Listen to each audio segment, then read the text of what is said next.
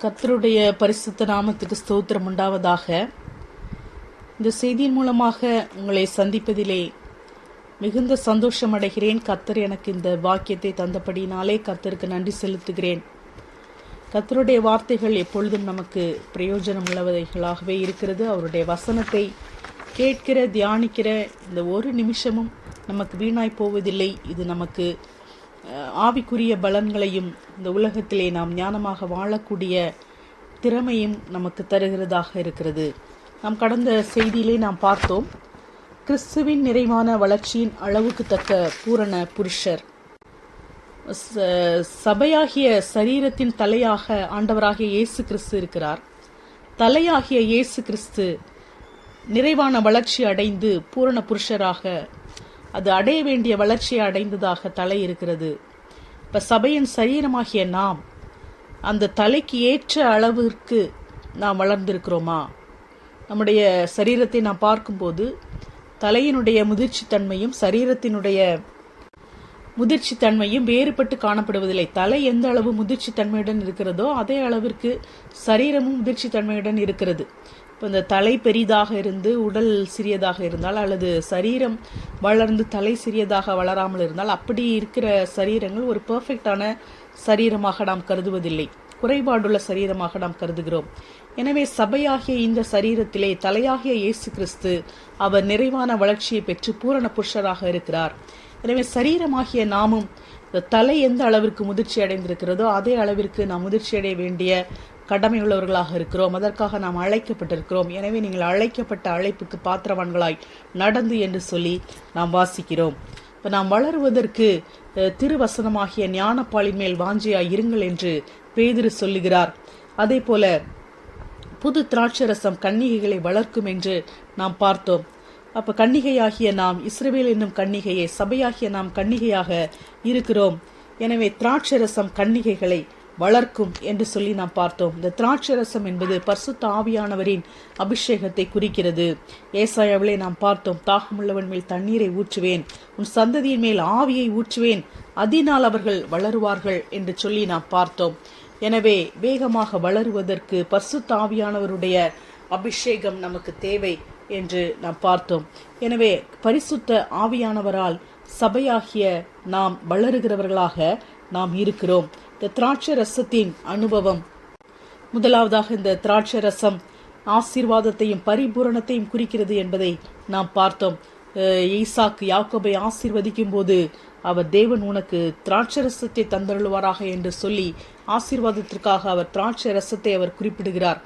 அதான் மத்தேயுவிலே இயேசு கிறிஸ்து சொன்னார், முதலாவது தேவனுடைய ராஜ்யத்தையும் அவருடைய நீதியையும் தேடுங்கள், அப்பொழுது இவைகள் எல்லாம் உங்களுக்கு கூட கொடுக்கப்படும் என்று சொன்னார். லூக்காவிலே நாம் வாசிக்கிறோம், தேவனுடைய ராஜ்யத்தையே தேடுங்கள், அப்பொழுது இவைகள் எல்லாம் உங்களுக்கு கொடுக்கப்படும் என்று சொல்லி.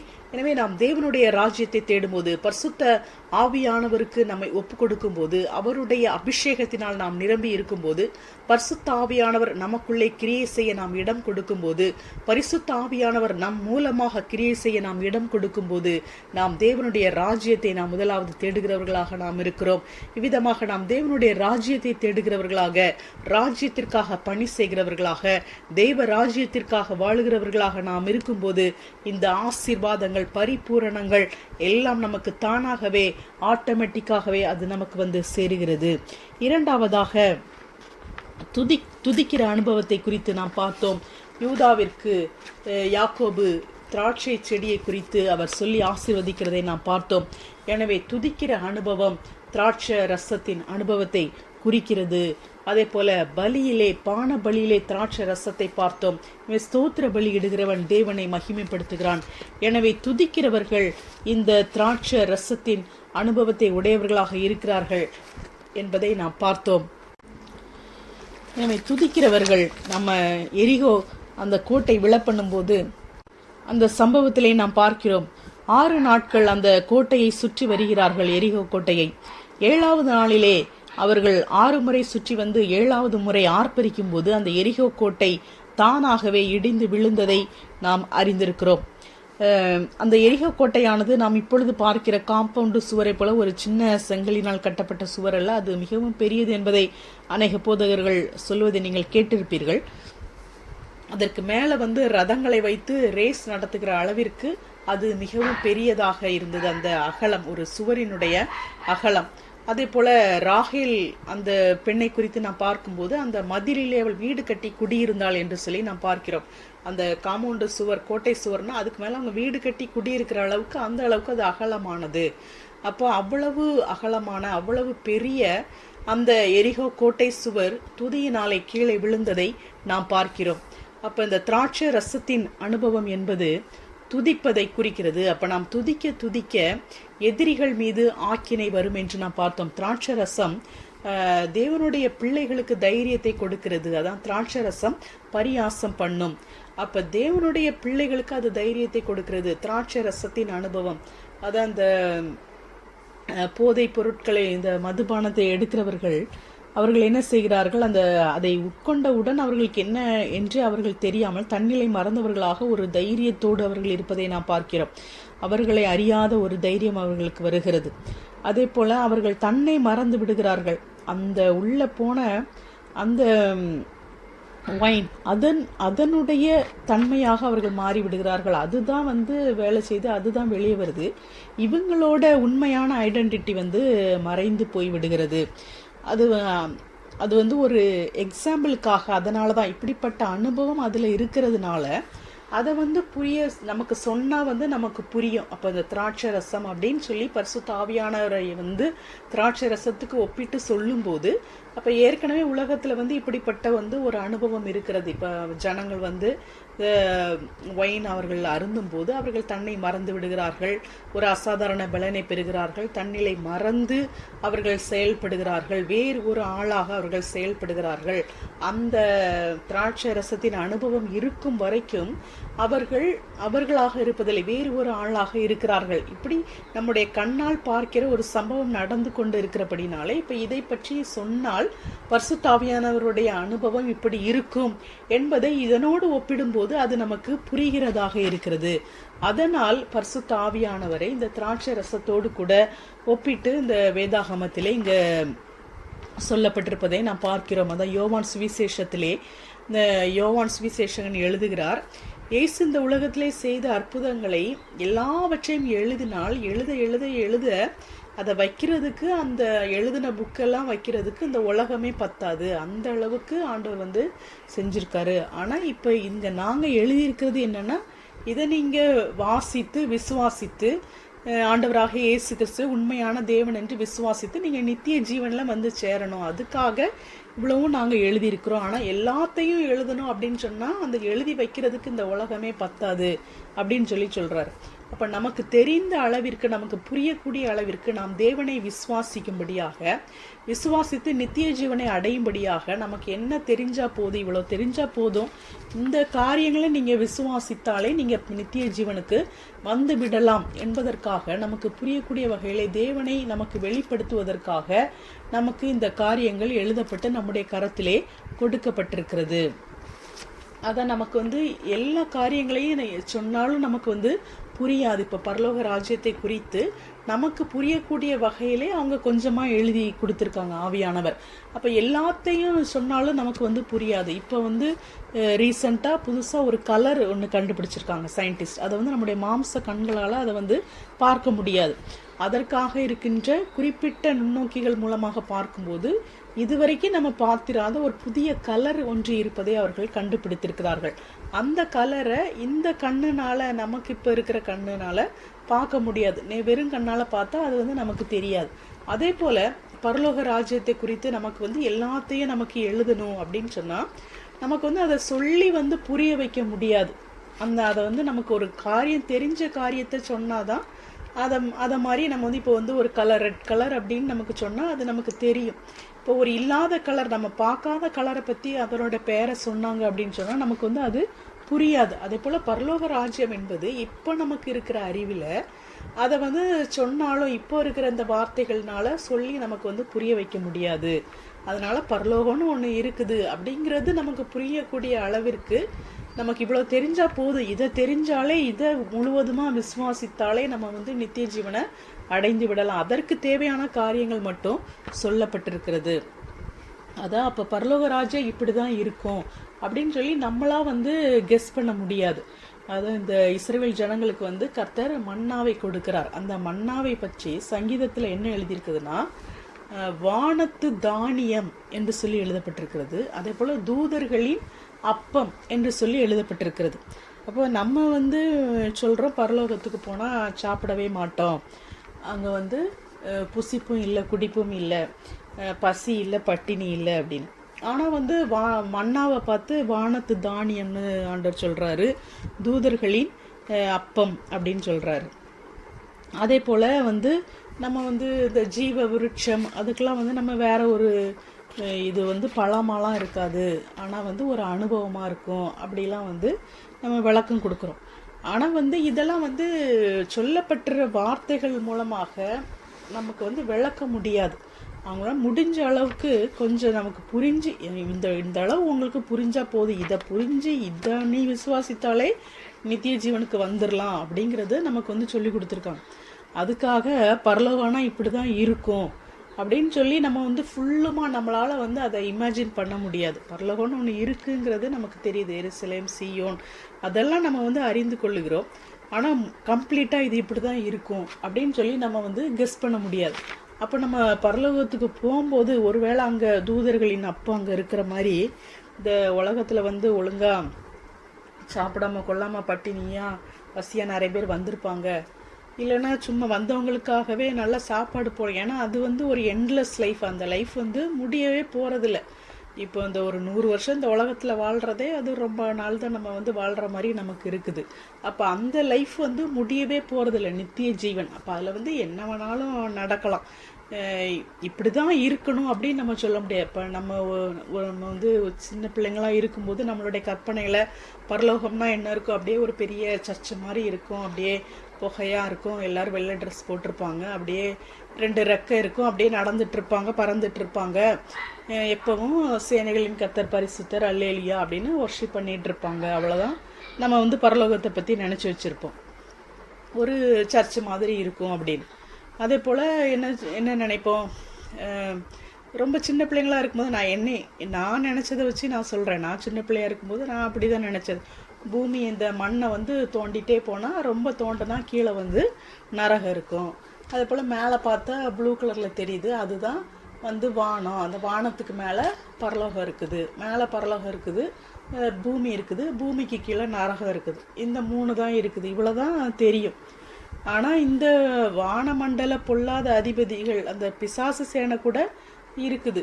அதே போல் இந்த கேலக்ஸி அதெல்லாம், அந்த விண்வெளி ஆராய்ச்சியெல்லாம் நம்ம பார்க்கும்போது இந்த பூமி வந்து ஒரு புள்ளியை விடையும் கம்மியாக இருக்குது, அதை விடையும் எவ்வளோ அதிகமான நிறைய கேலக்ஸி அதெல்லாம் இருக்குது நம்ம வந்து பார்க்குறோம். அந்த பார்த்த கேலக்ஸி, அந்த இந்த கோள் அதெல்லாம் பார்த்து இந்த விஞ்ஞானிகள் என்ன சொல்கிறாங்கன்னா, இது வந்து ஏற்கனவே முழுவதுமாக இருக்கக்கூடிய இதில் நம்ம பார்க்குறது வந்து மனுஷன் பார்க்குறது வந்து 5% தான் ஏற்கனவே. அதாவது நம்ம இருக்கிற சூரியனை விட 1000 மடங்கு சூரியன், இந்த கேலக்சியை விட நிறைய கேலக்சி அதெல்லாம் கண்டுபிடிச்சிட்டுமே இது வந்து 5% தான் இருக்கும் அப்படின்னு சொல்லி விஞ்ஞானிகள் சொல்கிறாங்க. அப்போ வந்து 5% அப்படின்னு அவங்க வந்து எப்படி அதை சொல்ல முடியும்? ஒரு 100 பார்த்தா தான் இந்த 100ல் இது 5 அப்படின்னு சொல்ல முடியும். 100 பார்க்காமலே எப்படி வந்து இவங்க வந்து 5ன்னு சொல்லுவாங்க? அப்போ வந்து இந்த சிருஷ்டிப்பு, இந்த அண்ட சராசரங்கள் என்பது நம்ம கற்பனையில் கூட நம்ம எண்ணி பார்க்க முடியாத அளவுக்கு நம்மளால் வந்து இந்த ஒரு மூளை நமக்கு கொடுத்துருக்காங்கள, ஒரு சின்ன மூளை, இந்த மூளையால் நம்மளால் வந்து அதை வந்து கெஸ் பண்ணவே முடியாது. அந்த அளவுக்கு அது வந்து ரொம்ப பிரம்மாண்டமாக இருக்குது, ரொம்ப மகத்துவமுள்ளதாக இருக்குது. இப்போ வானங்களை ஞானமாய் உண்டாக்கினீர் என்று சொல்லி நம்ம வாசிக்கிறோம். அப்போ தேவனுடைய சிருஷ்டிப்பு ரொம்ப பிரம்மாண்டமாக அது வந்து இருந்துகிட்டே இருக்குது. அதுவும் இல்லாமல் இப்போ ஆண்டவர் வந்து இவ்வளோ கோளை உண்டாக்கிட்டாரு, அவ்வளோதான், அவர் இனிமேல் வந்து எந்த கோளையுமே உண்டாக்கக்கூடாது, இனிமேல் எதுவுமே அவர் செய்யக்கூடாது, சும்மா இருக்கணும் அப்படின்னு நம்ம சொல்ல முடியுமா? ஆண்டவர் வந்து ஆதியும் அந்தமும் இல்லாதவர். அப்போ இந்த மனுஷனை உண்டாக்கிட்டீங்க, இவனை வந்து பரலோகத்துக்கு கொண்டு போயிட்டீங்கன்னா அதுக்கப்புறம் நீங்கள் எதுவுமே செய்யக்கூடாது, அதுக்கப்புறம் நீங்கள் அப்படியே சும்மா அமைதியாக இருந்துடணும் அப்படின்னு நம்ம ஆண்டவருக்கு சொல்ல முடியுமா? அப்போ வந்து இனிமே வரக்கூடிய எதிர்காலங்கள் எப்படி இருக்கும், நம்ம பரலோக வாழ்க்கை எப்படி இருக்கும், நித்திய ராஜ்யம் எப்படி இருக்கும் அப்படின்னு சொல்லிட்டு நமக்கு வந்து ஃபுல்லுமே நமக்கு வந்து தெரியாது. நமக்கு வந்து ஒரு இட்டர்னல் லைஃப் இருக்குது அப்படிங்கிறது தான் நமக்கு வந்து தெரியும். அது ஃபுல்லும் எப்படி இருக்கும் அப்படின்னு நம்மளால் வந்து இப்போ கெஸ் பண்ண முடியாது. இப்போ வெளிப்படுத்தல் 21ஆம் அதிகாரம் 24ஆம் வசனத்தில் வாசிக்கும்போது, ரட்சிக்கப்படுகிற ஜனங்கள் அதன் வெளிச்சத்திலே நடப்பார்கள், பூமியின் ராஜாக்கள் தங்கள் மகிமையையும் கனத்தையும் அதற்குள்ளே கொண்டு வருவார்கள் என்று நாம் வாசிக்கிறோம். இதில் வந்து ரட்சிக்கப்படுகிற ஜனங்கள், இது வந்து எல்லாமே முடிஞ்சு போச்சு. பிசாசு வந்து நரகத்தில் போட்டாச்சு, நியாய தீர்ப்பு எல்லாம் முடிஞ்சு, எல்லா பரலோகத்துக்கு எல்லாம் முடிஞ்சு, நம்ம சொல்கிறோம்ல இதுதான் நடக்க போகுது அப்படி, அந்த மாதிரி எல்லாமே முடிஞ்சதுக்கு அப்புறமா என்ன போட்டிருக்கு, ரட்சிக்கப்படுகிற ஜனங்கள். அதுக்கப்புறமா ரட்சிக்கப்படுகிற ஜனங்களாம். அப்போ இது வந்து நமக்கு வந்து புரியுதா? அப்போ என்னமோ ஒன்று நடக்க போகுது அப்படிங்கிறது வந்து நமக்கு புரியுது.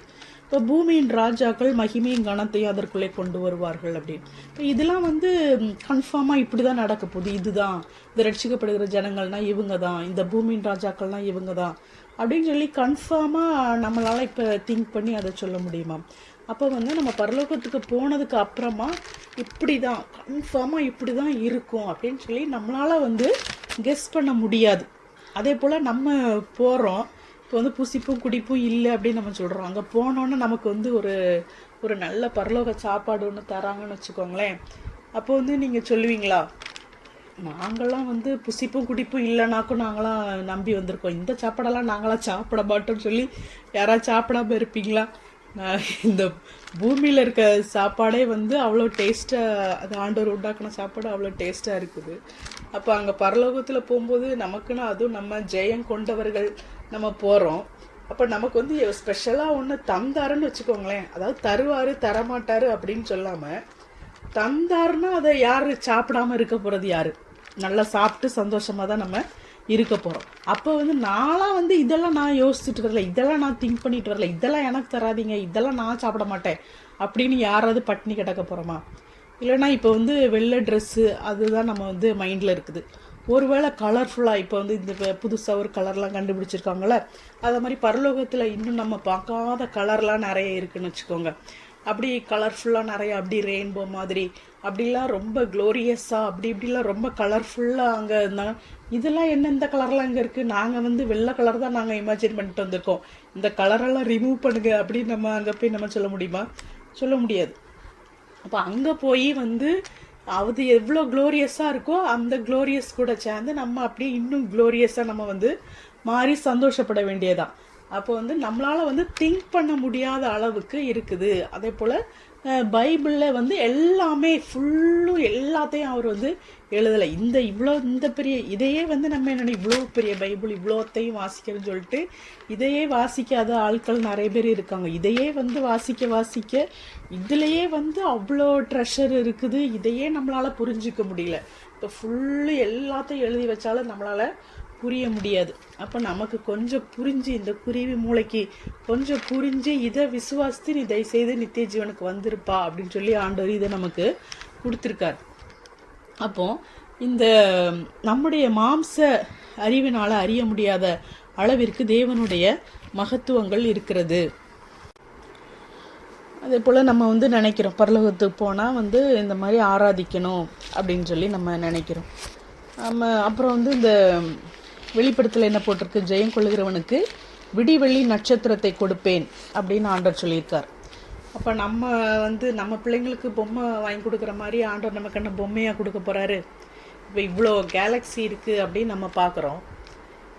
ஒருவேளை இந்த ஆதாமுக்கும் ஏவாளுக்கும் இந்த பூமியை கொடுத்து இதை நீங்கள் ஆண்டு கொள்ளுங்க, பழுகி பெருகி ஆண்டு கொள்ளுங்க அப்படின்னு சொல்லி இந்த பூமியை ஆதாமுக்கும் ஏவாளுக்கும் ஆண்டவர் கொடுத்தார். அதே போல் நமக்கும் வந்து வெளிப்படுத்தலை நம்ம என்ன பார்க்குறோம், லாஸ்ட்டாக முடிவு காலத்தில் 22ஆம் அதிகாரத்தில் அங்கே ராக்காலம் இராது அதெல்லாம் சொல்லிட்டு அவர்கள் சதா காலங்களிலும் அரசாளுவார்கள். இப்போ நம்ம போனதுக்கப்புறமா சதா காலங்களிலுமே நம்ம நித்திய ராஜ்யத்தில் வந்து அரசாள தான் போகிறோம். அப்போ நம்ம என்ன அரசாள போகிறோம், எது அரசாள போகிறோம்? கண்டிப்பாக மனுஷன் வந்து அரசாள போகிறதில்ல. இந்த மாதிரி இங்கே இருக்கிற மாதிரி இது கிங்டம் அந்த மாதிரி ஒரு அரசாட்சி இல்லைங்கிறது நமக்கு தெரியும். மனுஷன் மேலே மனுஷனுக்கு ஆளுகை இல்லை அப்படின்னு நமக்கு தெரியும். இயற்கையை தான் ஆண்டவர் வந்து நமக்கு கொடுத்துருக்காரு இந்த பூமியில். பூமியில் அந்த ஆளுங்கள் அப்படின்னு சொல்லும்போது இந்த இயற்கையை வந்து நம்ம ஆளும்படியாக கத்த தந்திருக்கிறோம். அதே போல் இந்த பரலோகத்தில் போனதுக்கு அப்புறமாவும் சதா காலமும் அரசாளுவார்கள் அப்படின்னு போட்டிருக்கு. அப்போ ஒருவேளை வந்து என்னோட இந்த சின்ன குருவி மூலையில் நான் ஒரு கெஸ் பண்ணியிருக்கேன். அதை நான் சொல்கிறேன். அவரோட பிரம்மாண்டத்துக்கு வந்து நம்மளால் ஈடு கொடுக்க முடியாது, அந்த அளவுக்கு நம்மளால் சிந்திக்கவும் முடியாது.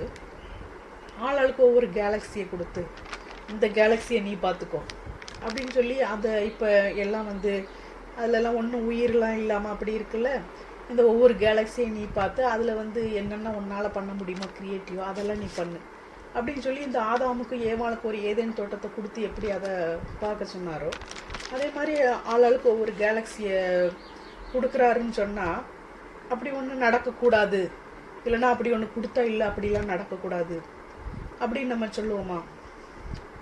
ஒரு ஆதாமுக்கு ஏவாளுக்கும் ஆண்டவர் எவ்வளோ பெரிய தோட்டத்தை கொடுத்தாரு, ரெஸ்பான்சிபிலிட்டியை கொடுத்து ஆளுங்கள் அப்படின்னு சொன்னார். அதே போல் நம்ம நித்திய ராஜ்யத்துக்கு போகும்போது நமக்கு வந்து ஆண்டவர் வந்து ஆளுவார்கள் அப்படின்னு சொல்லியிருக்காரு. அப்போ நம்ம எதை ஆள போகிறோம் நமக்கு தெரியாது.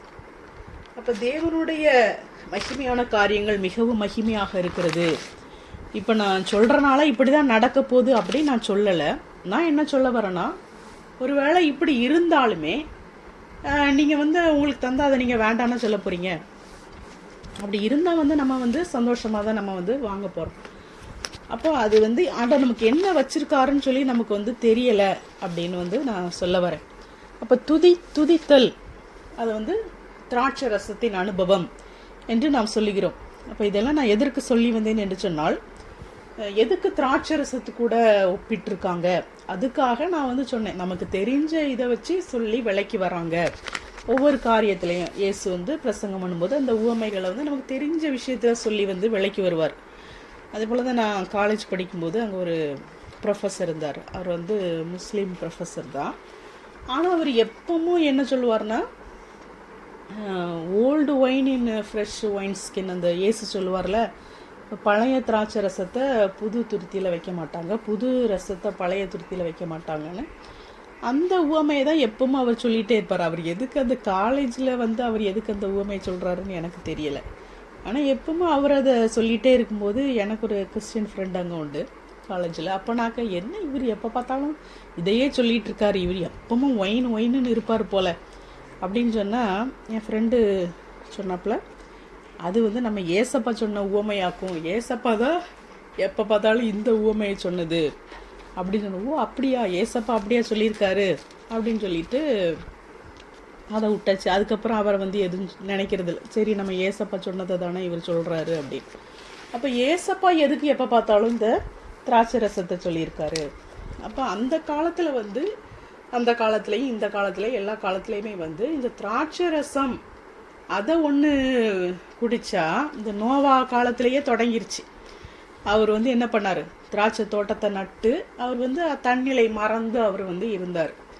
அப்போ நம்ம நிலையை மறந்து இன்னொருவராக நம்முடைய வேறு ஒரு அனுபவம் நமக்கு இருக்க முடியும் என்பதை இந்த திராட்சை ரசத்தின் மூலமாக நமக்கு விளக்கும்படியாக பரிசுத்த ஆவியானவர் நமக்குள்ளாக இருக்கும்போது, பரிசுத்த ஆவியானவருடைய அபிஷேகம் நமக்குள்ளாக இருக்கும்போது, நம்மை பரிசுத்த ஆவியானவருக்கு முழுவதுமாக நாம் அர்ப்பணிக்கும் போது, நாம் இந்த மாம்சத்தில் எப்படி இருக்கிறோமோ, நம்முடைய மாம்ச பலன் எப்படி இருக்கிறதோ அதன்படி மட்டுமே வாழாமல் பரிசுத்த ஆவியானவருடைய பலத்தினாலே, அவருடைய ஆளுகையினாலே நாம் வாழ முடியும் என்பதை நமக்கு எடுத்துக்காட்டாக காண்பிப்பதற்காக இந்த திராட்சை ரசத்தை உபயோகப்படுத்தி இருக்கிறார். அதை பவுல் சொல்கிறார் அல்லவா, எங்களுக்கோ கிறிஸ்துவின் சிந்தை உண்டாயிருக்கிறது. அப்போ சிந்தையே என்ன செய்யும், மாறும். அப்போ நம்ம வந்து நினச்சி நான் பாவம் செய்யக்கூடாது, நான் அப்படி விசுவாசிக்கணும், நான் அப்படி ஜெபம் பண்ணணும், அப்படி இப்படின்னு கஷ்டப்பட்டு யோசித்து நம்ம கிறிஸ்தவனாக வாழறதை விட கிறிஸ்துவின் சிந்தை உண்டாயிருக்கிறது. நம்முடைய சிந்தையே வந்து கிறிஸ்துவின் சிந்தையாக மாறுகிறது. ஏன்னா இந்த லூசிஃபரை பற்றி நமக்கு தெரியும். இவர் வந்து பெரிய தேவதூதன், அப்படி ரொம்ப பவர்ஃபுல்லாக பரலோகத்தில் இருக்கும்போது தேவனை விட நான் வந்து மேலே போகிறேன், அவருக்கு மேலே என்னோட சிங்காசனத்தை உயர்த்த போகிறேன் அப்படின்னு நினச்சப்போ அவர் பாதாளத்தில் அவர் போயிட்டாப்புல. அந்த லூசிஃபர் பிசாசா மாறியாச்சு. இப்போ நம்மளை வந்து பரலோகத்துக்கு கொண்டு போனதுக்கு அப்புறமா ஒருவேளை நம்மளை யாராவது ஒருத்தர் இப்படி நினச்சிட்டா என்ன பண்ணுறது? அப்போ திரும்ப இன்னொரு புது பிசாசாக வர முடியும். அப்போ அதனால தான் என்ன பண்ணுறாங்க, இந்த பூமியில் இருக்கும்போதே இங்கேயே அந்த தேவனுடைய ராஜ்யத்தின் அனுபவத்தை நமக்கு கொடுத்துருக்காங்க. இங்கேயே தேவனுடைய ராஜ்யத்தின் அனுபவத்தை பெற்று இங்கேயே கிறிஸ்துவின் சிந்தை உள்ளவர்களாக நம்ம வாழ்ந்து, அந்த மாதிரி லூசிஃபருக்கு வந்த மாதிரி சிந்தை நமக்கு என்ன செய்யாது, வராது. நம்ம ஜெயம் கொண்டு நம்ம பரலோக ராஜ்யத்துக்கு போகிறோம்ல, நம்ம ஜெயம் கொள்ளுகிறவன் எல்லாவற்றையும் சுதந்திரித்து கொள்ளுவான். நான் அவன் தேவனாயிருப்பேன், அவன் என் குமாரனாயிருப்பான். இப்படியாக அந்த ஜெயம் கொண்டு நித்திய ராஜ்யத்துக்கு போகிற நாம் இந்த லூசிஃபரை போல இந்த மாதிரி வேற சிந்தை வராமல் இருக்கிறதுக்கு, அப்படி வாழறதுக்கு தான் இங்கேயும் நம்ம என்ன பண்ணுறோம், ராஜ்யத்தின் வாழ்க்கையை தான் நம்ம வாழ்கிறோம். பரலோகத்தில் வாழ்கிற மாதிரி இங்கே எடுத்துக்காட்டா அதுக்கு ஒரு முன் உதாரணமாக ஒரு சரியா முன்னாடி கொஞ்சம் வாழ்ந்து பார்க்குறோம் நம்ம அந்த பரலோகத்தின் அனுபவம் எப்படி இருக்கும் அப்படின்னு. இப்போவே நம்ம முழுவதுமாக பரிசுத்த ஆவியானவருக்கு நம்மை ஒப்பு கொடுத்து நம்முடைய இந்த மாதிரி லூசிஃபருக்கு வந்த மாதிரி தேவையில்லாத சிந்தனைகள்லாம் வராத அளவுக்கு நம்ம வாழ்வதற்கு இங்கேயே ஆண்டவர் நம்மளை பரிசுத்தப்படுத்தி நம்மளை சீர்பொருந்த பண்ணி அதுதான் பூரண புருஷராக நம்மை மாற்றுகிறார். கிறிஸ்து எப்படி நிறைவான வளர்ச்சி அடைந்திருக்கிறாரோ, அந்த தலையாகிய கிறிஸ்து நிறைவான வளர்ச்சி அடைந்தது போல சரீரமாகிய நாமும் நிறைவான வளர்ச்சி அடைகிறோம். அப்போ நமக்கு கிறிஸ்துவின் சிந்தை உண்டாகிறது. அப்போ பரலோகத்துக்கு போனாலும் நமக்கு என்ன செய்யாது, இந்த லூசிஃபர் மாதிரி தேவையில்லாத எண்ணங்கள்லாம் வராது. முழுவதுமாக தேவனுடைய பிள்ளைகளாகவே, இயேசு கிறிஸ்துவின் மனவாட்டியாகவே கடைசி வரைக்கும் இந்த இட்டர்னிட்டி, நித்திய ஜீவன், நித்தியமாக நாம் அவருடைய பிள்ளைகளாக, அவருடைய மனவாட்டியாக வாழ்வதற்காக சீர்பொருந்த பண்ணப்பட்டவர்களாக, பூரண புருஷர்களாக நாம் வளர்ச்சி அடைந்து நாம் அந்த ராஜ்யத்திற்குள்ளாக நாம் செல்லுகிறோம்.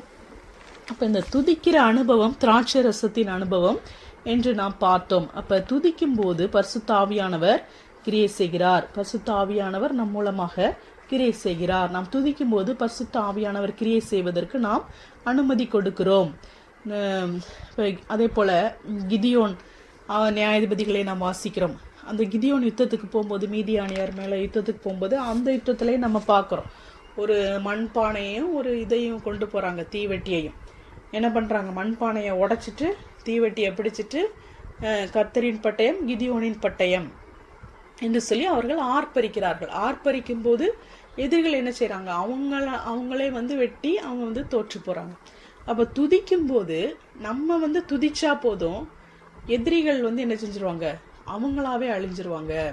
அப்போ பரிசுத்தாவியானவருக்கு நம்ம இடம் கொடுக்கும்போது நம்ம பரிசுத்தாவியானவருக்குள்ளே இருந்தால் போதும், நமக்கு என்ன நல்லது நடக்கணுமா, இல்லை நம்மளுடைய பிரச்சனையை சால்வ் பண்ணணுமா, நமக்கு என்ன நடக்கணுமோ அதை பரிசுத்தாவியானவரே செய்து முடித்து விடுவார். அங்கே இஸ்ரவேல் ஜனங்களுக்கு எரிகோ கோட்டையை விழப்பண்ணணும், அதை இவங்க துதிச்சாங்க, எரிகோ கோட்டை விழுந்துச்சு.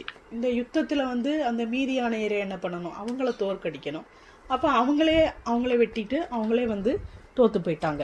அதே போல் இந்த யோசபாத் ராஜாவுடைய அந்த ஆட்சியில் கூட ஒரு யுத்தத்தில் நம்ம பார்க்குறோம், அவர் துதிக்கிறதுக்காக ஆட்களை அனுப்புகிறார், கர்த்தர் நல்லவர் என்று துதிக்கிறதுக்காக. அப்போ அவங்க துதிக்கும் போதும் இதே மாதிரி தான் அங்கேயே நடக்குது. அவங்களும் ஒருத்தருக்கு ஒருத்தர், அங்கே 3 ஜாதிகள் வந்திருந்தாங்க, ஒருத்தருக்கு ஒருத்தர் அவங்களே வெட்டி அவங்களே தோத்து போயிடுறாங்க. அந்த மாதிரி அவங்க துதிக்கும்போது இவங்களுக்கு என்ன நடக்க வேண்டுமோ அது இவங்க ஒன்றும் பண்ணுறதில்ல, இவங்க துதிக்க மட்டும்தான் செய்கிறாங்க.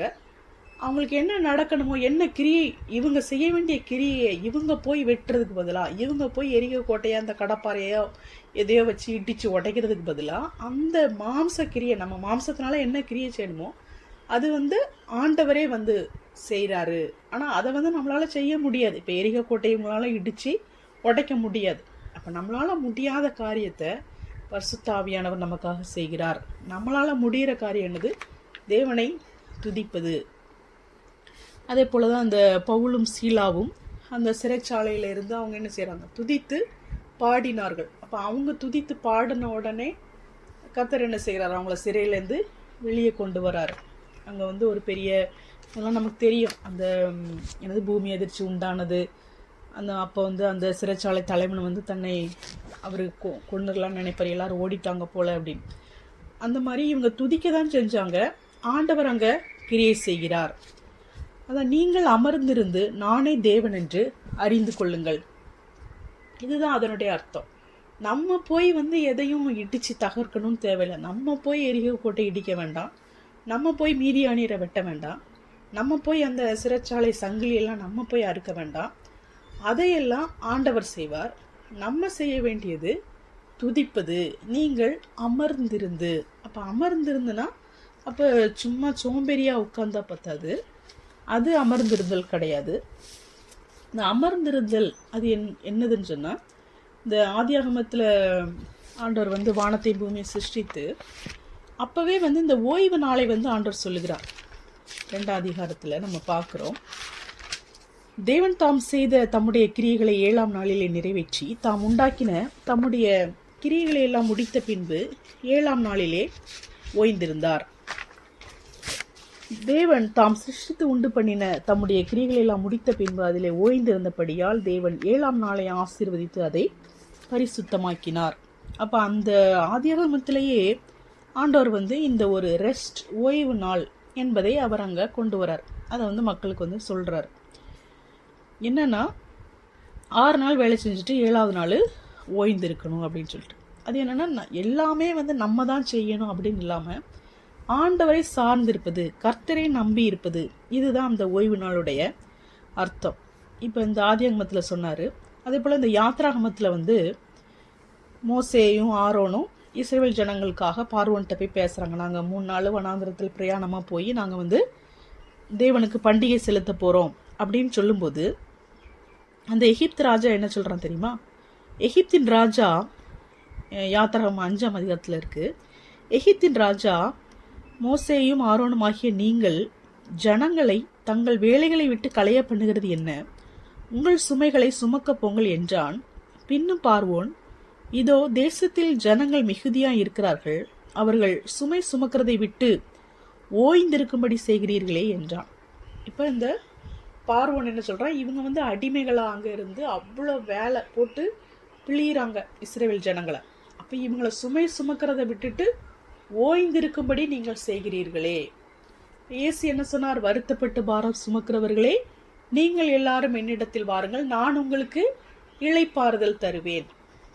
அப்போ இந்த உலகத்தில் வந்து இந்த இருளின் ராஜ்யத்தில் இருக்கிறவர்கள் இவ்விதமாக வருத்தப்பட்டு பாரம் சுமந்து சுமை சுமந்து அடிமைத்தனத்திற்குள்ளாக அப்படியாக தங்களுடைய மாம்ச கிரியைகளின் மூலமாக அவர்கள் காரியங்களை சாதித்து விடலாம் என்று சொல்லி இவ்விதமாக அவர்கள் சுமை சுமந்து கொண்டு இருக்கிறார்கள். இப்போ இவர் அந்த பார்வோனே சொல்கிறான், நீங்கள் இந்த சுமை சுமக்கிறதை விட்டு ஓய்ந்திருக்கும்படி செய்கிறீர்களே என்றான். இந்த நியாயப்பிரமாணத்தெல்லாம் கொடுக்கறதுக்கு முன்பாகவே இந்த இஸ்ரவேல் ஜனங்களுக்கு இந்த ஓய்வு நாளை குறித்து ஆண்டவர் கற்றுக் கொடுக்கிறார். யாத்ராகமம் 16ஆம் அதிகாரத்தில் அந்த மன்னா பொழிகிற அந்த சமயத்திலே 6 நாள் என்ன செய்யும்? காலையில் மன்னா பொழியும். 7ஆவது நாள் என்ன செய்யாது? மன்னா பொழியாது. 6 நாள் வந்து அன்னன்னைக்கு என்ன தேவையோ அவ்வளோ மன்னா தான் எடுக்கணும். அடுத்த நாள் வச்சா அது என்னமாயிரும்? பூச்சி பிடித்து நாற்றம் எடுத்துரும். ஆனால் 6ஆவது நாள் வந்து ஓய்வு நாளுக்குள்ளதையும் சேர்த்து நம்ம எடுக்கணும். ஆனால் ஓய்வு நாளில் வந்து அது என்ன செய்யாது? பூச்சி பிடிக்காது, நாற்றம் எடுக்காது. அப்போ இந்த மன்னா வந்து வானத்து தானியம், அதுவே வந்து ஒரு அற்புதமான விஷயம். அந்த அற்புதத்திலே இன்னொரு அற்புதம், டெய்லி மற்ற நாளெல்லாம் வேலை செய்யக்கூடிய நாளெல்லாம் நீங்கள் டெய்லி வந்து எடுக்கணும். அதுக்காக வந்து டெய்லி தான் எடுத்தாகணும். அடுத்த நாள் சேர்த்து வச்சா அது என்னவாயிரும்? பூச்சி பிடிச்சிடும். ஆனால் ஓய்வு நாளில் வந்து நீங்கள் என்ன பண்ணக்கூடாது? வேலை பண்ணக்கூடாது. அதை கர்த்தருக்குன்னு சொல்லி அந்த நாளை நீங்கள் கொடுக்கணும், கர்த்தரை சார்ந்திருக்கணும். அப்போ அந்த மன்னா வந்து பொழிவதற்கும் அவர்கள் கர்த்தரை சார்ந்திருக்க வேண்டும். அதே போல் அந்த மன்னா 7ஆவது நாள் கெடாமல் இருப்பதற்கும் அவர்கள் கர்த்தரை நம்பி இருக்க வேண்டும். அந்த விசுவாசம், அவர்கள் விசுவாசித்து ஒவ்வொரு நாளும் நமக்கு மன்னா கிடைக்க வேண்டும் என்பதை அவர்கள் விசுவாசிக்க வேண்டும். நாளைக்கு கிடைக்காது போல அப்படின்னு அவங்க வந்து அவிசுவாசிக்க கூடாது. அப்போ இன்னைக்குள்ளதுக்கு மட்டும் இன்னைக்கு எடுத்துட்டு நாளைக்கு அவங்க விசுவாசத்தோடு இருக்கணும், ஆண்டவர் தருவார் அப்படின்னு. அதே போல் 6ஆவது நாள் இன்னைக்கு நம்ம எடுத்தா அது ஓய்வு நாளுக்கு அது கெட்டு போகாது அப்படின்னு சொல்லி அதுக்கும் அவங்க வந்து ஆண்டவரை விசுவாசிக்கணும். இவ்விதமாக கர்த்தரை விசுவாசிப்பதற்கு, கர்த்தரை சார்ந்திருப்பதற்கு, கர்த்தரை நம்பி காரியங்களை செய்வதற்கு அவர் அங்கு கற்றுக் கொடுக்கிறார். அதற்கு பிற்பாடுதான் அவர் நியாயப்பிரமாணத்தை அவர் சொல்லுகிறார். அந்த மன்னாவை கொடுக்கும் போதே ஆண்டவர் சொல்லுகிறார், இதன் மூலமாக என் நியாயப்பிரமாணத்தின்படி அவர்கள் நடப்பார்களோ நடக்க மாட்டார்களோ என்று அவர்களை சோதிப்பேன். அதாவது 16ஆம் அதிகாரத்தில் அது இருக்குது. அதை நீங்கள் வாசித்து பார்த்தீங்கன்னா உங்களுக்கு தெரியும். அந்த நியாயப்பிரமாணத்தை கொடுக்கும்போது கர்த்தர் என்ன சொல்லுகிறார், எல்லாம் இந்த கொலை செய்யாதிருப்பாயாக, தேவனை கனம் பண்ண வேண்டும், தாய் தகப்பனை கனம் பண்ண வேண்டும் என்று சொல்லி இப்படிப்பட்ட காரியங்கள் இருக்கும். ஆனால் இந்த ஃபிசிக்கலாக ஒரு சடங்காச்சாரமாக செய்ய வேண்டிய காரியம் அப்படின்னு பார்த்தா ஓய்வு நாளை ஆசரிக்க வேண்டும். இதுதான் ஒரு சடங்காச்சாரமாக அவர்களுக்கு இருந்து ஓய்வு நாளை ஆசரிப்பது. அது 20ஆம் அதிகாரத்தில் நம்ம பார்க்கிறோம். ஓய்வு நாளை பரிசுத்தமாய் ஆசரிக்க நினைப்பாயாக. 6 நாளும் நீ வேலை செய்து நீ வேலை செய்யலாம். ஆனால் 7ஆம் நாள் கர்த்தருடைய ஓய்வு நாள். அதில் யாருமே வேலை செய்யக்கூடாது. ஏன்னா 6 நாளில் ஆண்டவர் எல்லாவற்றையும் உண்டாக்கி 7ஆம் நாளிலே ஓய்ந்திருந்தார். ஆகையால் கர்த்தர் ஓய்வு நாளை ஆசீர்வதித்து அதை பரிசுத்தமாக்கினார். இப்போ இந்த ஓய்வு நாள் என்பது தேவனை விசுவாசித்து அவரை சார்ந்திருப்பதை குறிக்கிறது. அதான் நீங்கள் அமர்ந்திருந்து நானே தேவன் என்று அறிந்து கொள்ளுங்கள். இதை மன்னாவின் மூலமாக அவர்களுக்கு வெளிப்படுத்தினால் அவர்கள் கிரியை செய்வதற்கும் அவர்கள் ஓய்ந்திருப்பதற்கும் கர்த்தரையே விசுவாசித்து அவரையே சார்ந்திருக்கும்படியாக அங்கு அவர் கற்றுக் கொடுக்கிறார். இந்த யாத்ராகமம் 31ஆம் அதிகாரத்திலேயும் கூட நம்ம பார்க்கிறோம். 13ஆம் வசனத்திலே, நீ இஸ்ரவேல் புத்திரரை நோக்கி, நீங்கள் என் ஓய்வு நாட்களை ஆசரிக்க வேண்டும். உங்களை பரிசுத்தப்படுத்துகிற கர்த்தர் நான் என்பதை நீங்கள் அறியும்படி இது உங்கள் தலைமுறை தோறும் எனக்கும் உங்களுக்கும் அடையாளமாக இருக்கும். இப்போ இந்த பழைய ஏற்பாட்டிலேயே ஆண்டவர் சொல்லிட்டார், உங்களை பரிசுத்தப்படுத்துகிற கர்த்தர் நான். நம்மளாவே என்ன செய்ய முடியாது, பரிசுத்தமாக முடியாது. நம்மளை பரிசுத்தப்படுத்துகிறவர் யாரு? கர்த்தர் தான். இப்போ எல்லாவற்றிற்கும் நாம் கிரியை செய்வதற்கும், நாம் பரலோக ராஜ்யத்திற்கு போவதற்கும், இந்த உலகத்திலே வாழுவதற்கும், ஊழியம் செய்வதற்கும், குடும்பத்தை நடத்துவதற்கும், நாம் ஒரு தனி ஆளாக நாம் இந்த உலகத்திலே வாழ்வதற்கான ஞானத்திற்கும், எல்லாவற்றிற்கும் நாம் தேவனையே நாம் சார்ந்திருக்க வேண்டும். இதைத்தான் இந்த ஓய்வு நாள் குறிக்கிறது. இந்த 34ஆம் அதிகாரத்திலே 6 நாள் வேலை செய்து 7ஆம் நாளிலே ஓய்ந்திருப்பாயாக. விதைப்பு காலத்திலும் அறுப்பு காலத்திலும் ஓய்ந்திருப்பாயாக. வருஷத்தில் 3 தரம் உங்கள் தேவனாகிய கர்த்தருடைய சந்நிதிக்கு முன்பாக காணப்பட போயிருக்கும் போது ஒருவரும் உங்கள் தேசத்தை இச்சிப்பதில்லை. அதுலேயும் ஆண்டவர் என்ன சொல்றாரு, விதைக்கும் போது நீ ஓய்ந்திருக்க வேண்டாம் அப்படின்னு நீ நினைக்க வேண்டாம். விதைக்கும் போது கண்டிப்பாக ஓய்வு நாள் கூட இல்லாமல் போய் விதைக்கணும் அப்படின்னு நினைக்க வேண்டாம். அதே போல் அறுக்கிற காலத்தையும் நீ ஐயோ இன்னைக்கு விட்டுட்டா யாராவது திருடிட்டு போயிடுவாங்க அப்படின்னு நீ பயந்து ஓய்வு நாள் ஆசரிக்காமல் இருக்காத. விதைக்கிற காலமானாலும் சரி, அறுக்கிற காலமானாலும் சரி, 7ஆம் நாளிலே நீ ஓய்ந்திருப்பாயாக. அதே போல் வருஷத்தில் 3 தரம் ஆண் மக்கள் எல்லாம் அங்கே கர்த்தருடைய ஆலயத்துக்கு வர வேண்டும் என்று அவர் சொல்லியிருந்தார். அந்த மாதிரி 3 தரம் நீங்கள் கர்த்தருடைய சந்நிதிக்கு முன்பாக போயிருக்கும் போது ஒருவரும் உங்கள் தேசத்தை இச்சிப்பதில்லை. அப்போ இவங்க கரெக்டாக அந்த வருஷத்தில் 3 தடவை இந்த மாதிரி போகிறாங்கன்னா அது எல்லாருக்குமே தெரிஞ்சிடும். அப்போ இவங்க போகிறாங்க, அப்போ இந்த டைமில் போய் நம்ம யுத்தம் பண்ணலாம், இந்த டைமில் போய் இந்த தானியங்களெல்லாம் நம்ம கொள்ளையிடலாம் அப்படின்னு சொல்லி நினைக்கிறதுக்கான சான்சஸ் இருக்குது. ஆனால் அந்த மாதிரி எதுவுமே நடக்காது அப்படின்னு சொல்லி ஆண்டவர் சொல்கிறார். அப்போ எல்லாவற்றிற்கும் தேவனை நாம் சார்ந்திருப்பதற்காக அவர் கற்றுக் கொடுக்கிறார். 35ஆம் அதிகாரம், நீங்கள் 6 நாள் வேலை செய்ய வேண்டும், 7ஆம் நாள் உங்களுக்கு பரிசுத்த நாளாய் இருப்பதாக. அது கர்த்தருக்கென்று ஓய்ந்திருக்கும் நாள். அதிலே வேலை செய்கிறவன் எவனும் கொலை செய்யப்பட கடவன். ஓய்வு நாளில் உங்கள் வாசஸ்தலங்களில் எங்கும் நெருப்பு மூட்டாதிருப்பீர்களாக என்னும் இவ்வார்த்தைகளை கைக்கொள்ளும்படி கர்த்தர் கட்டளையிட்டார் என்றார். நான் அவர்களுக்கு சொல்லிவிட்டு அதற்கு பின்பு அதை கண்டிப்பாக அதை மாற்றுகிறார். ஏன்னா அவங்க மறந்துடுவாங்க அப்படின்னு சொல்லிட்டு. ஏன்னா வேலை செஞ்சு நம்ம விதைக்கிறோம், நம்ம அறுக்கிறோம், நம்ம சாப்பிட்றோம் அப்படின்ட்டு அவங்க கர்த்தரை மறந்துடக்கூடாது. அவங்க கர்த்தரை சார்ந்து வாழ வேண்டும். அதனால் அந்த ஓய்வு நாளை ஆண்டவர் வைக்கிறார். அந்த ஓய்வு நாளை வச்சாதான் நீங்கள் ஞாபகமாக இருப்பீங்க அப்படின்னு சொல்லி. அப்போ அந்த ஓய்வு நாளை ஆசரிக்கலைன்னா அந்த யாராவது வேலை செஞ்சாங்கன்னா அவங்கள கொலை செய்யப்பட கடவன் என்று ஆண்டவர் சொல்கிறார். அதே போல் நீங்கள் நெருப்பு கூட மூட்ட வேண்டாம் என்று ஆண்டவர் அந்த ரூல்ஸ் எல்லாம் கொஞ்சம் ஸ்ட்ராங்காக கொடுத்து ஆண்டவரை சார்ந்திருப்பதற்காக அவர்களுக்கு கற்றுக் கொடுக்கிறார். இதெல்லாம் எதற்காக அவர் சொல்கிறான்னு சொன்னால், தேவனை மறக்காமல் தேவனை விசுவாசித்து அவருக்கு பயந்து வாழும்படியாக. அதேபோல லேவியராகும் 25ஆம் அதிகாரத்திலேயும் நம்ம இந்த ஓய்வு நாளை குறித்து நம்ம வாசிக்கிறோம். இந்த தேசத்திலே நீங்கள் போய் சேர்ந்திருக்கும் போது தேசம் கர்த்தருக்கென்று ஓய்வு கொண்டாட வேண்டும். நீங்கள் ஓய்வு கொண்டாடுறது மட்டும் இல்லாமல் தேசமும் என்ன செய்யணும், ஓய்வு கொண்டாடணும். லேண்டும் ஓய்வு கொண்டாடணும் அப்படின்னு நம்ம சொல்கிறாரு. 6 வருஷம் நீங்கள் வயலை விதைக்கலாம், எல்லாமே நீங்கள் செய்யலாம். ஆனால் 7ஆம் வருஷம் கர்த்தருக்கென்று ஓய்ந்திருக்கும் ஓய்வு தேசத்திற்கு இருக்க வேண்டும். அப்போ 7ஆம் வருஷம் என்ன செஞ்சிடணும், ஓய்ந்திருக்கணும். அதே மாதிரி 7 ஓய்வு வருஷங்கள் சேர்ந்து வரும்போது 49 ஆகும். அதுக்கப்புறமா அந்த 50ஆவது வருஷத்தை யூபிலி வருஷம் அப்படின்னு நம்ம ஆண்டவர் அவங்களுக்கு சொல்லி அந்த யூபிலி வருஷத்தை குறித்து நம்ம அறிந்திருக்கிறோம், விடுதலையின் ஆண்டு. அப்போ இந்த 18ஆம் வசனத்தில் நம்ம பார்க்கலாம், என் கட்டளைகளின்படி செய்து என் நியாயங்களை கை கொண்டு அவைகளின்படி நடக்க கடவீர்கள், அப்பொழுது தேசத்திலே சுகமாய் குடியிருப்பீர்கள். பூமி தன் கனியை தரும், நீங்கள் திருப்தியாக சாப்பிட்டு அதில் சுகமாய் குடியிருப்பீர்கள். 7ஆம் வருஷத்தில் எதை புசிப்போம், நாங்கள் விதைக்காமலும் விளைத்ததை சேர்க்காமலும் இருக்க வேண்டுமே என்று சொல்வீர்களானால், நான் 6ஆம் வருஷத்தில் உங்களுக்கு ஆசீர்வாதத்தை அனுக்கிரகம் பண்ணுவேன், அது உங்களுக்கு 3 வருஷத்தின் பலனை தரும். நீங்கள் 8ஆம் வருஷத்திலே விதைத்து 9ஆம் வருஷம் மட்டும் பழைய பலனிலே சாப்பிடுவீர்கள், அதன் பலன் விளையும் வரைக்கும் பழைய பலனை சாப்பிடுவீர்கள். இப்ப 7ஆம் வருஷம் தேசத்துக்கு ஓய்வு.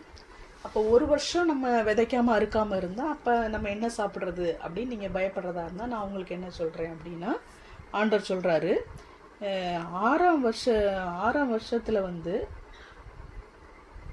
8ஆம் வருஷத்திலே விதைத்து 9ஆம் வருஷம் மட்டும் பழைய பலனிலே சாப்பிடுவீர்கள். 6ஆம் வருஷத்தில் உங்களுக்கு ஆசீர்வாதத்தை அனுக்கிரகம் பண்ணுவேன், அது உங்களுக்கு 3 வருஷத்தின் பலனை தரும். இப்போ அந்த 6ஆம் வருஷத்துல அவங்க பார்க்குற வேலைக்கு எப்போதும் கிடைக்கிற பலனை விட 3 டைம்ஸ் அவங்களுக்கு பலன் கிடைக்குது. அப்போ பலன் கிடைக்கும்போது அவங்க 6ஆம் வருஷமும் சாப்பிடணும், 7ஆம் வருஷமும் சாப்பிடணும், 8ஆம் வருஷமும் சாப்பிடணும், 9ஆம் வருஷமும் அவங்க சாப்பிடணும். அப்போ அது எல்லாத்துக்கும் இந்த 6ஆம் வருஷத்துக்கு 5ஆம் வருஷத்துல உள்ளதே அவங்க சாப்பிட்றாங்கன்னு வச்சுக்கலாம். ஆனா இந்த 9ஆம் வருஷம் வரைக்கும் இவங்க சாப்பிட்றதுக்கு ஆண்டவர் சொல்றாரு. அது வரைக்கும் இந்த 8ஆம் வருஷத்துல நீங்க புதுசா விதைத்து அந்த பலன் திரும்ப வர்ற வரைக்கும் இந்த 6ஆம் வருஷத்துல கிடைச்ச பலன் உங்களுக்கு இருக்கும். 6ஆம் வருஷத்துல 3 வருஷத்தின் பலனை தரும் என்று சொல்லி ஆண்டவர் சொல்லுகிறார். எல்லாவற்றிற்கும் தேவனை விசுவாசித்து காத்து கொண்டிருக்கும்படியாக. அப்ப இந்த 1, 2, 3, 4, 5 இந்த 5 வருஷத்துலயும் 1 மடங்கு பலன் தான் கிடைக்குது. ஆனா இந்த 6ஆவது வருஷத்துல மட்டும் 3 மடங்கு பலன் கிடைக்குது. இப்போ அது நார்மல், இவங்க என்ன வேலை பார்க்குறாங்களோ அதே வேலையை தான் அந்த 6ஆவது வருஷமும் பார்க்க போறாங்க. ஆனா பலன் மட்டும் 3 மடங்கு கிடைக்க போகுது. இப்போ இதுக்கு தானா நடக்க போறது இல்லை, அது தேவனை நம்பி இருக்கிற விசுவாசத்தினால்தான் அது நடக்கிறது. அப்போ இந்த ஓய்வு நாள் அவங்க அனுசரிக்க வேண்டும் என்று அவர்கள் உண்மையோடு இருக்கும்போது கர்த்தர் என்ன சொல்லுகிறார், பூமி தன் கனியை தரும், நீங்கள் திருப்தியாய் சாப்பிட்டு அதில் சுகமாய் குடியிருப்பீர்கள். அப்போ தேவன் என்ன சொல்லுகிறாரோ அதை கேட்டு நம்ம கீழ்ப்படியும் போது நம்ம ஒரு மேஜிக்கும் பண்ண வேண்டியதில்லை, எல்லா மேஜிக்கையும் ஆண்டவரே பண்றாரு, எல்லா அற்புதங்களும் ஆண்டவரே செய்கிறார். அப்போ நார்மலாக நம்ம பார்க்குற வேலையை தான் பார்க்குறோம். ஆனால் 6ஆம் வருஷம் மட்டும் 3 மடங்கு எப்படி விளையும் அப்படி அவங்க அவிசுவாசம் வரக்கூடாது. இப்போ அவிசுவாசம் வந்துருச்சுன்னா அது நடக்காது. இப்போ விசுவாசமாக அவங்க இருக்கணும், தேவன் மீது நம்பிக்கையாக இருக்கணும், தேவனை சார்ந்து இருக்க வேண்டும். அப்போ அதற்காகத்தான் இந்த ஓய்வு நாள், இந்த தேசத்திற்கு ஓய்வு, நிலத்திற்கு ஓய்வு, இதெல்லாம் எதற்காக அவர்களுக்கு சொல்லப்படுகிறது? தேவன் அற்புதங்களை செய்கிறவராக இருக்கிறார். அவர் எவ்விதமாக அவர்கள் எகிப்திலே அடிமைத்தனத்திலே அவர்கள் சுமை சுமந்து அவர்கள் நொந்து இருந்த போது அவர்களை விடுதலை ஆக்கி அவர்கள் கொண்டு வந்தாரோ, அதே போலவே இன்றும் அவர் அற்புதங்களை செய்ய வல்லவராக இருக்கிறார் என்பதை அவர்கள் அறிந்து கொள்ளும்படியாக இந்த ஓய்வு நாளை கர்த்தர் அவர்களுக்கு சொல்லுகிறார். அதே போல உபாகமம் 5ஆம் அதிகாரத்திலே 14-15, 7ஆம் நாளும் உன் தேவனாகிய கர்த்தருடைய ஓய்வு நாள், அதிலே நீயானாலும் உன் குமாரனானாலும் உன் குமாரத்தியானாலும் உன் வேலைக்காரனானாலும் உன் வேலைக்காரியானாலும் உன் எருதானாலும் கழுதையானாலும் உனக்கு இருக்கிற மற்றெந்த மிருக ஜீவனானாலும் உன் வாசல்களில் இருக்கிற அந்நியனானாலும் யாதொரு வேலையும் செய்ய வேண்டாம். நீ இளைப்பாறுவது போல உன் வேலைக்காரனும் உன் வேலைக்காரியும் இளைப்பாற வேண்டும். எகிப்து தேசத்தில் அடிமையாய் இருந்தாய் என்றும் உன் தேவனாகிய கர்த்தர் உன்னை அவ்விடத்தில் இருந்து வல்லமையுள்ள கரத்தினாலும் ஓங்கிய புயத்தினாலும் புறப்படப்படினார் என்றும் நினைப்பையாக. ஆகையால் ஓய்வு நாளை ஆசரிக்க உன் தேவனாகிய கர்த்தர் உனக்கு கட்டளையிட்டார். இப்போ இதில் நீ ஓய்வு இருக்கணும். அதே போல உன்னுடைய குமாரன் குமாரத்தி, வேலைக்காரன் வேலைக்காரி, எருது கழுதை, எந்த மிருக ஜீவன், அந்நியன் யாரா இருந்தாலும் எல்லாருமே என்ன செய்யணும்? இளைப்பாற வேண்டும். நான் வருத்தப்பட்டு பாரம் சுமக்கிறவர்களே, நீங்கள் எல்லாரும் என்னிடத்தில் வாருங்கள், நான் உங்களுக்கு இளைப்பாறுதல் தருவேன் என்று நம்மை பார்த்து ஆண்டவர் சொல்கிறார். அதே போல அந்த இஸ்ரவேல் ஜனங்களுக்கும் நீங்கள் இளைப்பாற வேண்டும் என்று சொன்னார். அந்த இளைப்பாறும் போது அவங்க என்ன நினைக்கணுமா? எகிப்து தேசத்தில் அடிமையாய் இருந்தாய், தேவனாகிய கர்த்தர் உன்னை அவ்விடத்திலிருந்து வல்லமையுள்ள கரத்தினாலும் ஓங்கிய உபயத்தினாலும் புறப்பட பண்ணினார் என்று நினைப்பாயாக. ஆகையால் ஓய்வு நாளை ஆசரிக்க உன் தேவனாகிய கர்த்தர் உனக்கு கட்டளையிட்டார் என்று சொல்லி நாம் வாசிக்கிறோம். எனவே இந்த இளைப்பாறுதல், இளைப்பாற வேண்டும் என்று சொல்லி கர்த்தர் சொல்லுகிறார். மோசே கூட கர்த்தரிடத்திலே ஜெபிக்கும் போது கர்த்தர் சொல்லுகிறார், யாத்திரா 33ஆம் அதிகாரத்திலே, என் சமூகம் உனக்கு முன்பாக செல்லும், நான் உனக்கு இளைப்பாறுதல் தருவேன். இந்த இளைப்பாறுதல் என்பது எதை குறிக்கிறது? நாம் கர்த்தரை சார்ந்து வாழ்கிற வாழ்க்கையை, தேவனை விசுவாசித்து வாழ்கிற வாழ்க்கையை குறிக்கிறது. இந்த உபாகமம் 12:9, உங்கள் தேவனாகிய கர்த்தர் உங்களுக்கு கொடுக்கும் இளைப்பாறுதலிலும் சுதந்திரத்திலும் நீங்கள் இன்னும் பிரவேசிக்கவில்லையே. இந்த உபாகமம் என்பது அந்த ஃபர்ஸ்ட் ஜெனரேஷன், அந்த எகிப்திலேருந்து வெளியே வந்தவங்கெல்லாம் வனாந்திரத்தில் மடிஞ்சு போயிட்டாங்க. அப்போ அந்த புது ஜெனரேஷன், அடுத்த நெக்ஸ்ட் ஜெனரேஷன், இவங்க கானான் தேசத்துக்குள்ளே போகிறாங்க. அவங்களுக்கு இந்த மோசே நியாயப்பிரமாணங்களை எல்லாம் திரும்ப சொல்லிட்டு இருக்காரு. அப்போ அவர் சொல்றாரு, தேவனாக கர்த்தர் உங்களுக்கு கொடுக்கும் இளைப்பாறுதலிலும் சுதந்திரத்திலும் நீங்கள் இன்னும் பிரவேசிக்கவில்லையே. அந்த கானான் தேசம் என்பது இளைப்பாறுதலையும் அவருடைய சுதந்திரத்தையும் குறிக்கிறது. அப்போ கர்த்தர் அவர்களுக்கு ஒரு இளைப்பாறுதலை வைத்திருந்தார். கர்த்தரை சார்ந்து வாழ்கிற வாழ்க்கை, அந்த கானான் தேசத்திலே கர்த்தரை சார்ந்து வாழ்கிற வாழ்க்கையை குறித்து அவர் இளைப்பாறுதல் என்று சொல்லுகிறார். சாலமன் ராஜா ஆலய பிரதிஷ்டையின் போது அவர் ஜெபித்து விட்டு இஸ்ரவேல் ஜனங்களை ஆசீர்வதிக்கும் போது அவர் சொல்கிறார், தாம் வாக்குத்தத்தம் பண்ணினபடியெல்லாம் தம்முடைய ஜனமாகிய இஸ்ரவேலுக்கு இளைப்பாறுதலை அருளின கர்த்தருக்கு ஸ்தோத்திரம். அவர் தம்முடைய தாசனாகிய மோசேயை கொண்டு சொன்ன அவருடைய நல்வார்த்தைகளில் எல்லாம் ஒரு வார்த்தையானாலும் தவறி போகவில்லை என்று சொல்கிறார். தம்முடைய ஜனமாகிய இஸ்ரவேலுக்கு இளைப்பாறுதலை அருளின கர்த்தருக்கு ஸ்தோத்திரம். இங்கே கானான் தேசத்தில் ஜனங்கள் வந்துட்டாங்க. அங்கே ராஜ்யபாரம் ஸ்தாபிக்கப்பட்டு இங்கே ஆலயம் கட்டி ஆலய பிரதிஷ்டையின் போது சாலமோன் ராஜா இதை சொல்லுகிறார், தாம் வாக்குத்தத்தம் பண்ணினபடியெல்லாம் தம்முடைய ஜனமாகிய இஸ்ரவேலுக்கு இளைப்பாறுதலை அருளின கர்த்தருக்கு ஸ்தோத்திரம் என்று சொல்லுகிறார். ஆனால் அந்த இதுக்கு முந்தின ஜெனரேஷன், இந்த கானானுக்கு வராத ஜெனரேஷனை பற்றி சங்கீதம் 95 நம்ம வாசிக்கிறோம். 40 வருஷமாய் நான் அந்த சந்ததியை ஆரோசித்து அவர்கள் வழிவு போகிற இருதயமுள்ள ஜனம் என்றும் என்னுடைய வழிகளை அறியாதவர்கள் என்றும் சொல்லி என்னுடைய இளைப்பாறுதலில் அவர்கள் பிரவேசிப்பதில்லை என்று என்னுடைய கோபத்திலே ஆணையிட்டேன். அப்போ அவங்க விசுவாசம் இல்லாமல் இருந்தாங்க. இந்த 40 வருஷம் அவங்க வனாந்திரத்தில் சுற்றி திரிய வேண்டும் என்பது அந்த திட்டத்தில் கிடையாது.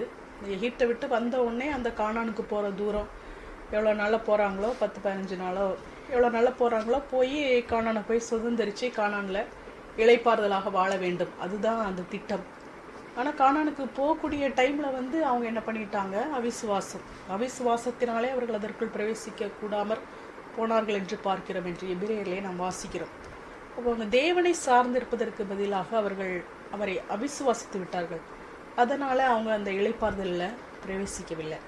அந்த விசுவாசித்த ஜனங்கள் இந்த இளைப்பாறுதலை அவர்கள் பெற்றுக்கொண்டார்கள். அதான் ஏசாயாவிலே நாம் வாசிக்கிறோம் 28:12, பரியாச உதடுகளினாலும் அந்நிய பாஷைகளினாலும் இந்த ஜனத்தோடே பேசுவேன், இதுவே இளைத்தவனை இளைப்பாற பண்ணத்தக்க இளைப்பாறுதல் என்று அவர்களோட சொன்னாலும் அவர்கள் கேட்க மாட்டோம் என்கிறார்கள். இந்த இளைப்பாறுதலை குறித்து இங்கே டெஃபினேஷன் நம்ம பார்க்கிறோம். இளைத்தவனை இளைப்பாற பண்ணத்தக்க இளைப்பாறுதல், அது என்னது? பரியாச உதடுகளினாலும் அந்நிய பாஷைகளினாலும் இந்த ஜனத்தோடே பேசுவார். அப்போ நம்முடைய இளைப்பாறுதல் என்னவாக இருக்கிறது? அந்நிய பாஷையிலே நாம் பேசுவது தான். நாம போய் சம்மட்டி எடுத்துகிட்டு எரிகோ கோட்டையை உடைக்க போகிறோமா? இல்லைனா துதியினால் அந்நிய பாஷை பேசுவதனால பரிசுத்த ஆவியானவரை நாம் கிரியை செய்ய வைக்கப் போகிறோமா? எரேமியா 6:16 நாம் வாசிக்கிறோம், வழிகளிலே நின்று பூர்வ பாதைகள் எவை என்று கேட்டு விசாரித்து நல்ல வழி எங்கே என்று பார்த்து அதிலே நடவுங்கள், அப்பொழுது உங்கள் ஆத்மாவுக்கு இளைப்பாறுதல் கிடைக்கும் என்று கர்த்தர் சொல்கிறார். அவர்களோ நாங்கள் அதிலே நடக்க மாட்டோம் என்கிறார்கள். நல்ல வழி எங்கே என்று பார்த்து அதிலே நடவுங்கள், அப்பொழுது உங்கள் ஆத்மாவுக்கு இளைப்பாறுதல் கிடைக்கும். அப்போ இந்த வழி என்பது ஆண்டவராகிய இயேசு கிறிஸ்து. இயேசு நானே வழியும் சத்தியமும் ஜீவனுமாக இருக்கேன். அப்போ இந்த வழி என்பது ஆண்டவராகிய இயேசு கிறிஸ்து. இந்த இயேசு கிறிஸ்துவை விசுவாசிக்கும் போது உங்கள் ஆத்மாவுக்கு இளைப்பாறுதல் கிடைக்கும். என்னை விசுவாசிக்கிறவன் எவனும் அவனுடைய உள்ளத்தில் இருந்து ஜீவ தண்ணீருள்ள நதிகள் ஓடும். அவரை விசுவாசிக்கிறவர்கள் அடைய போகிற ஆவியை குறித்து இப்படி சொன்னார். அப்போ நல்ல வழியிலே நடக்கிறவர்கள் என்பவர்கள் ஆண்டவராகிய இயேசு கிறிஸ்துவை பின்பற்றுகிறவர்கள், இவர்கள் இயேசுவை விசுவாசிக்கிறவர்கள். இவர்களுக்கு இளைப்பாறுதல் கிடைக்கிறது. இயேசுவை விசுவாசிக்கிறவர்களுக்கு பரிசுத்த ஆவியானவர் கொடுக்கப்படுகிறார். அதான் இயேசு சொன்னார், வருத்தப்பட்டு பாரம் சுமக்கிறவர்களே நீங்கள் எல்லாரும் என்னிடத்தில் வாருங்கள், நான் உங்களுக்கு இளைப்பாறுதல் தருவேன். அப்போ அந்த இளைப்பாறுதல் இயேசுகிட்ட வந்தாச்சுன்னா அப்படியே சோம்பேறியா சும்மா உட்கார போகிறது கிடையாது. நான் சாந்தமும் மனத்தாழ்மையுமாய் இருக்கிறேன், என் நுகத்தை உங்கள் மேல் ஏற்றுக்கொண்டு என்னிடத்தில் கற்றுக்கொள்ளுங்கள், அப்பொழுது உங்கள் ஆத்மாக்களுக்கு இளைப்பாறுதல் கிடைக்கும். என் நுகம் மெதுவாயும் என் சுமை லகுவாயும் இருக்கிறது என்றார். வருத்தப்பட்டு பாரம் சுமக்கிறவர்களே நீங்கள் எல்லாரும் என்னிடத்தில் வாருங்கள், நான் உங்களுக்கு இளைப்பாறுதல் தருவேன் என்று சொல்லிவிட்டு அடுத்ததாக ஆண்டவர் என்ன சொல்கிறார்? என் நுகத்தை உங்கள் மேல் ஏற்றுக்கொள்ளுங்கள். அப்போ ஆண்டவர் இளைப்பாறுதல் தராரு அப்படின்னு சொல்லிட்டு நம்ம சும்மா உட்காரதுக்கு இல்லை, சோம்பேறியா இருப்பதற்காக அல்ல. இயேசுவினுடைய நுகத்தை ஏற்றுக்கொண்டு இயேசுவினிடத்தில் கற்றுக்கொள்ளும் போது உங்கள் ஆத்மாக்களுக்கு இளைப்பாறுதல் கிடைக்கும். இந்த நுகத்தை ஏற்றுக்கொள்ளுதல் என்பது எதை குறிக்கிறது? என்னிடத்தில் கற்றுக்கொள்ளுங்கள் என்று ஆண்டவர் சொல்லுகிறார். இந்த உலக பிரகாரமாக இந்த நுகத்திலே ஏற்கனவே பழகிய மாடும் இன்னொரு பக்கமாக ஒரு புதிய மாடையுமாக இணைத்து, இந்த பழைய மாடு அந்த காளை அது புதிய மாட்டிற்கு அது கற்றுக் கொடுக்கிறது, புதிய காளைக்கு. அதே போல் அந்த புதிய காளையானது அது ரொம்ப போய் எஃபர்ட் போட வேண்டியது கிடையாது. எங்கே போகணும் அப்படின்னு சொல்லி நம்ம ரொம்ப போய் படிச்சுட்டு வரணும் அப்படின்னு இல்லை. இந்த ஏற்கனவே பழகிய காளை அதுவே எங்கே போகணும், எங்கே திரும்பணும் அப்படின்னு சொல்லி அதுவே கரெக்டாக அது கூட்டிகிட்டு போயிடும். கூடவே போனால் போதும் இந்த புது காளை.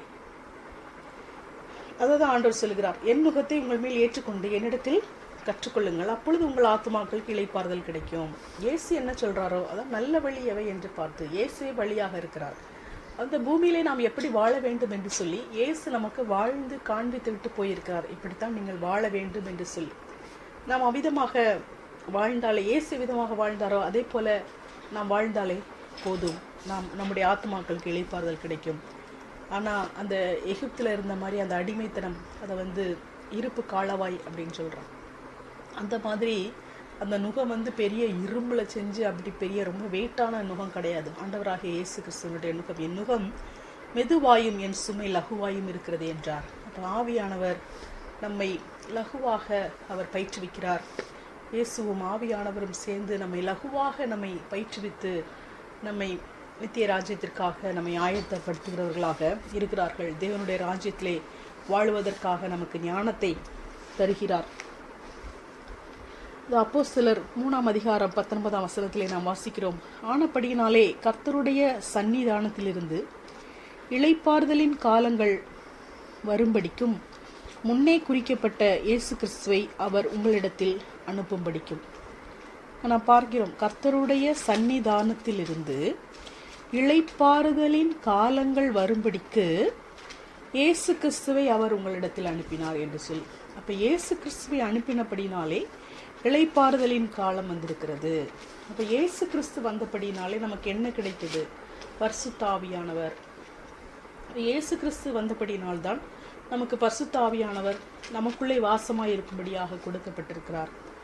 அதைத்தான் இங்கு கர்த்தருடைய சந்நிதானத்திலிருந்து இளைப்பாறுதலின் காலங்கள் வரும்படியாக இயேசு கிறிஸ்துவை அவர் உங்களிடத்தில் அனுப்பினார் என்று சொல்லி நாம் பார்க்கிறோம்.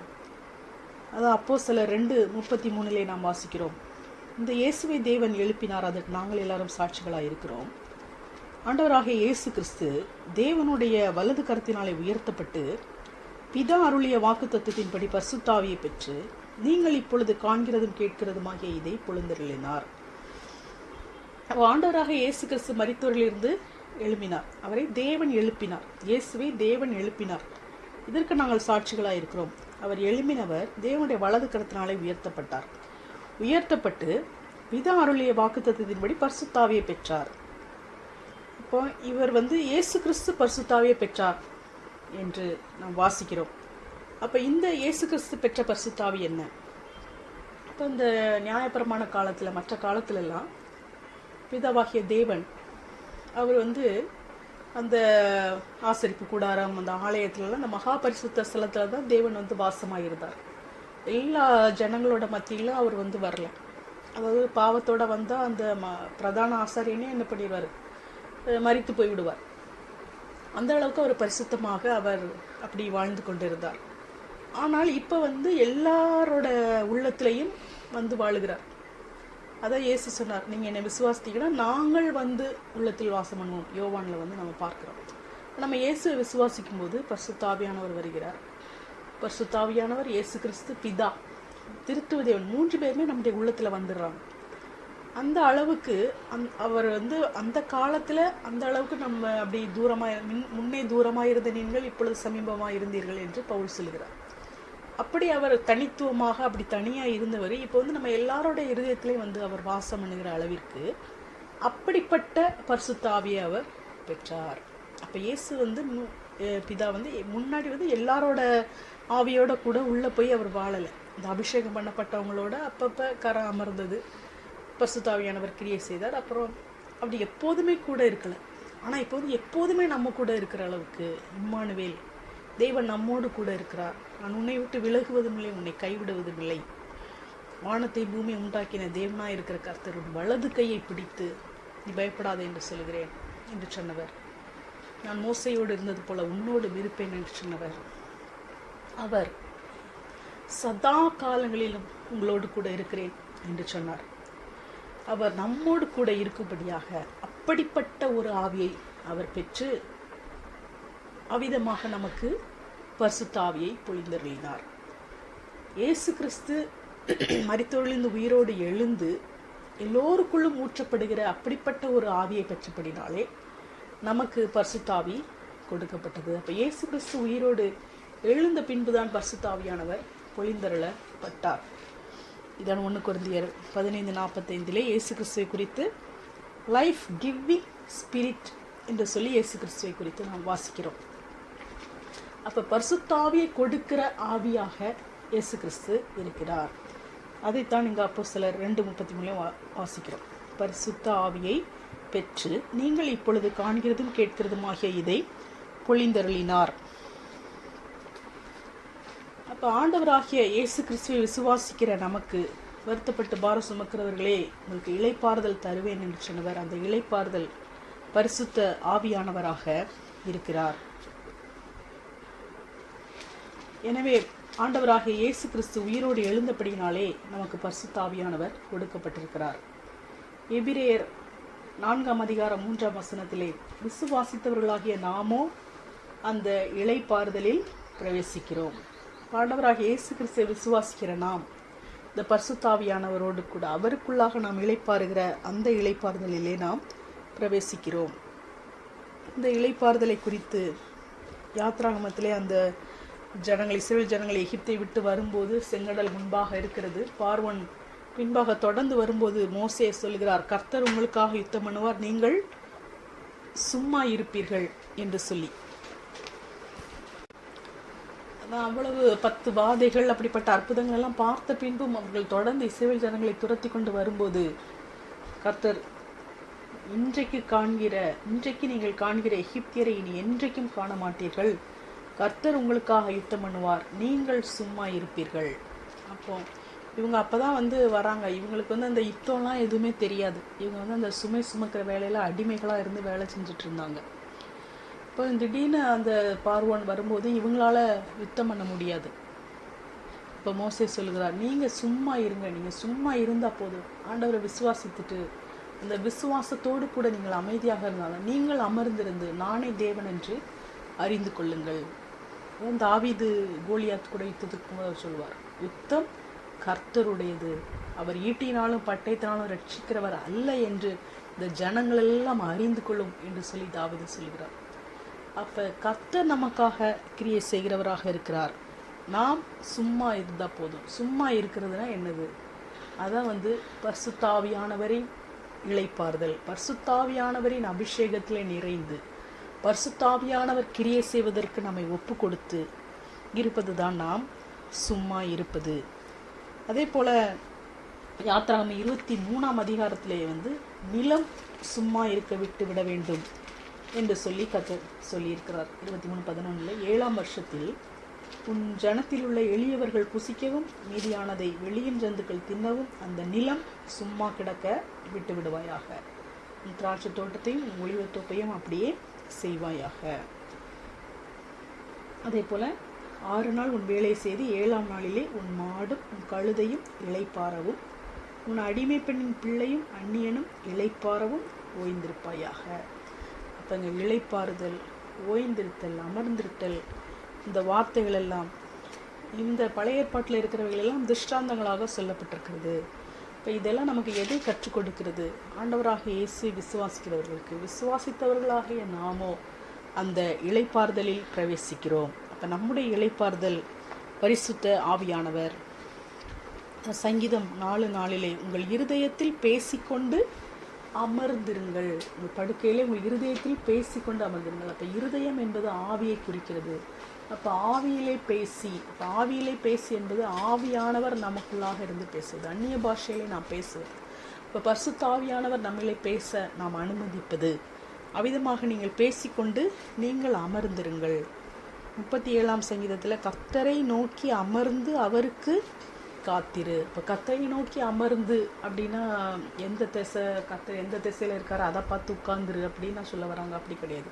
கர்த்தரை நோக்கி, இப்போ கர்த்தர் எனக்காக கிரியை செய்வார் என்று சொல்லி அவரையே எதிர்பார்த்து அவரையே சார்ந்து கொண்டு அவர் மேலே நம்பிக்கை வைத்து நாம் நம்முடைய மாம்ச கிரியை விட்டு அமர்ந்து ஆவியின் கிரியை, பரிசுத்த ஆவியானவரை கிரியை செய்ய நாம் ஒப்பு கொடுக்க வேண்டும்.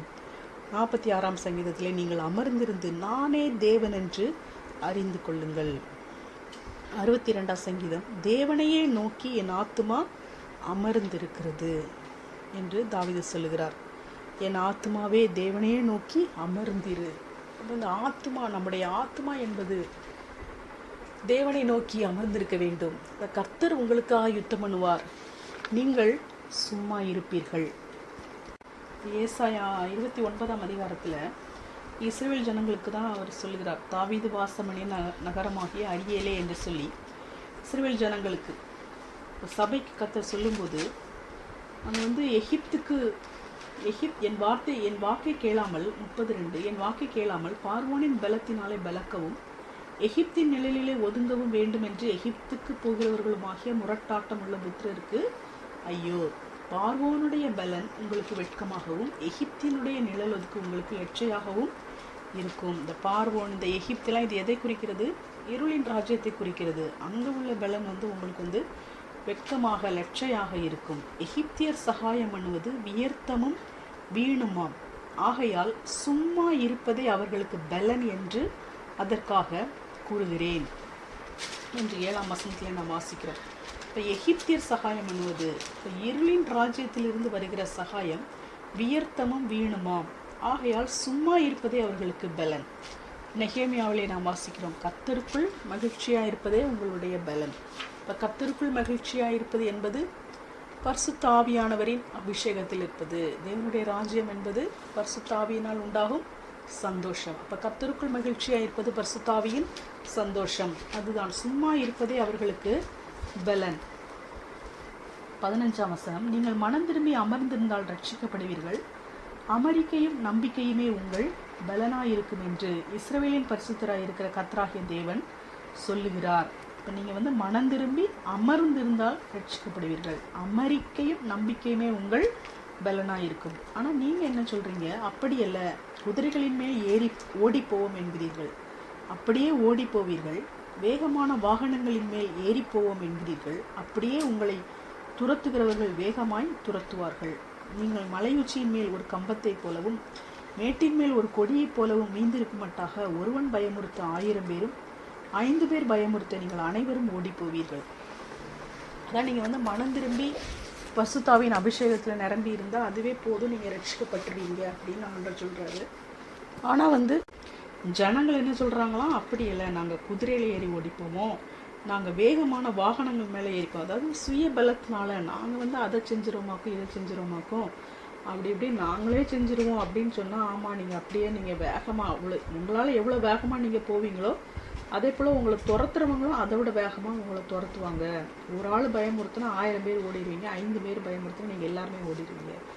ஆனாலும் உங்களுக்கு இறங்கும்படி கர்த்தர் காத்திருப்பார், உங்கள் மேல் மனதிருகும்படி எழுந்திருப்பார். கர்த்தர் நீதி செய்கிற தேவன், அவருக்கு காத்திருக்கிற அனைவரும் பாக்கியவான்கள். அப்போ கர்த்தருக்கு காத்திருக்கிறவர்கள் பாக்கியவான்கள்.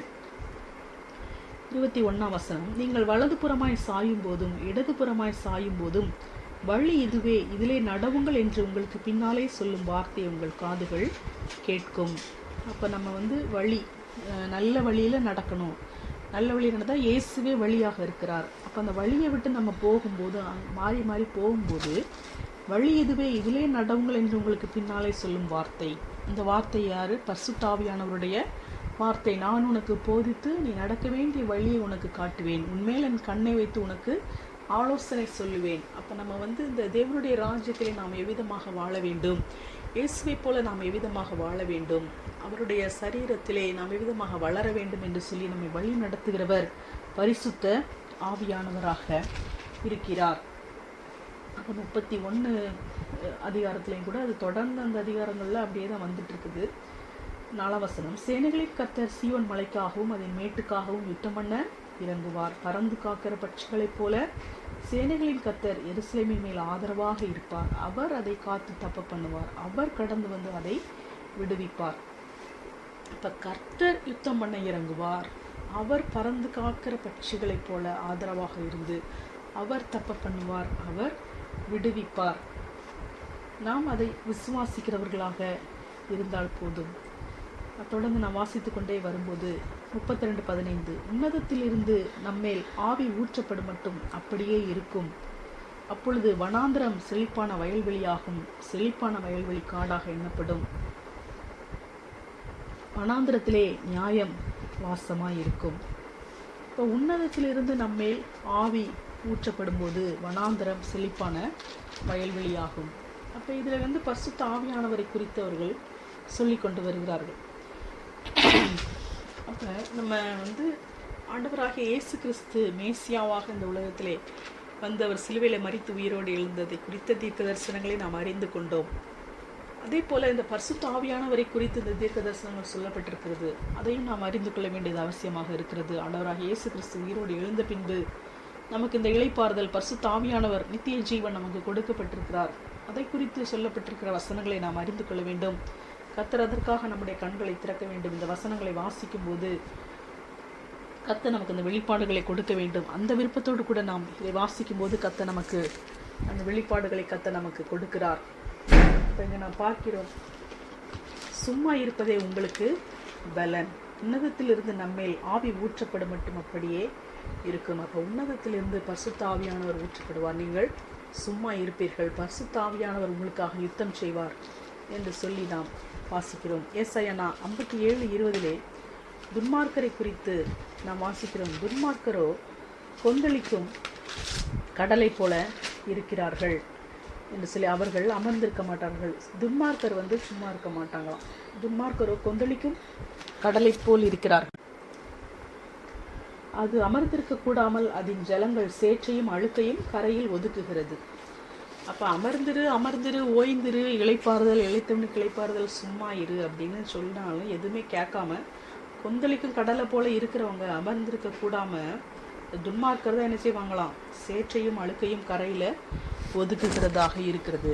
இப்போ நாம் நீதிமான்கள், விசுவாசத்தினாலே நீதிமான்கள் ஆக்கப்பட்டவர்கள், நாம் கர்த்தருக்கு காத்திருந்து அவருடைய ரட்சிப்பை நம்பி, அவருடைய சகாயத்தை நம்பி, அவருடைய பலனை நம்பி, பரிசுத்த ஆவியானவருடைய கிரியை நம்பி நாம் அமர்ந்திருக்க வேண்டும். நாம் அமர்ந்திருந்து கர்த்தரே தேவன் என்று நாம் அறிந்து கொள்ள வேண்டும். எரேமியா 30:10 நாம் வாசிக்கிறோம், யாக்கோபு திரும்பி வந்து அமர்ந்து சுகித்திருப்பான்.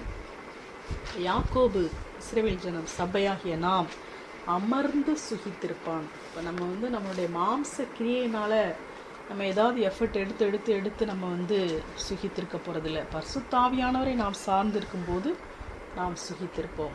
அதான் நம்ம ஏற்கனவே வாசம் நியாயப்பிரமாணத்தை கை கொள்ளும்போது பூமி தன் கனியை தரும், நீங்கள் சுகித்திருப்பீர்கள் என்று சொல்லி நாம் வாசித்தோம். இப்போ நாம் கர்த்தருக்கு காத்திருக்கும் போது நம்முடைய சுக வாழ்வு நமக்கு உறுதியாக நிச்சயமாக நமக்கு கிடைக்கிறது.